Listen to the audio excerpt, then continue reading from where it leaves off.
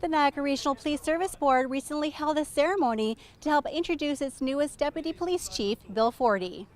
In the last 5 years, I transitioned from what I would call a tactical or an operational leader to a strategic leader to deal with changes in law enforcement and emerging pressures and issues in law enforcement. I think the body of that work positions me to come to an organization like the Niagara Police as police agencies in Ontario are about to face significant change in the coming years.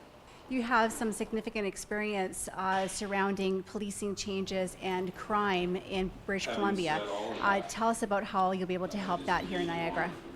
My goal coming in here is to try to get to better know the culture of the organization. And once I have a better sense of the culture of the organization and how the men and women that respond to calls at 2 o'clock in the morning, that assume carriage of the most disturbing investigations work, I think what I see myself doing is working sometimes beside them, sometimes in front of them, sometimes behind them, depending on the type of leadership I think that each particular scenario deserves, to ultimately provide the best service possible for the citizens of the region. This is the first time you've actually chosen somebody outside of the service's ranks. What was it about Deputy Chief Fordy that made you sit up and take notice? Well, it was the first time out of the service's ranks for Deputy Chief, for Chief in the past, but community was the strength to me in his interviews. He gets it with community, he gets it with budget, but community was number one. So how will his appointment actually affect the officers here in Niagara?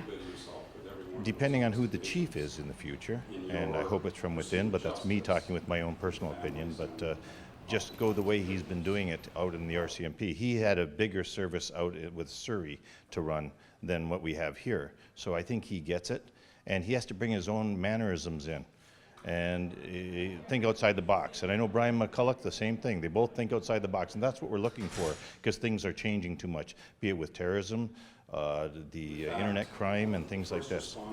Now, every job has its challenges. What challenges do you see here?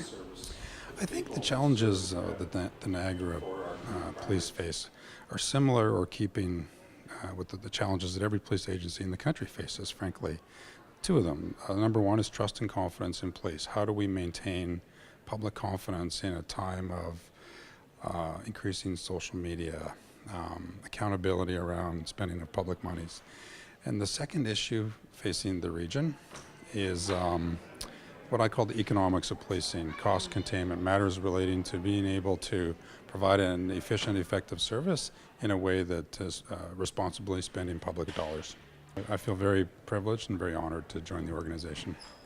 Congratulations to Deputy Chief Bill Fordy as he begins his career as a member of the Niagara Regional Police Service. In Niagara Falls, reporting for The Source, I'm Taraba.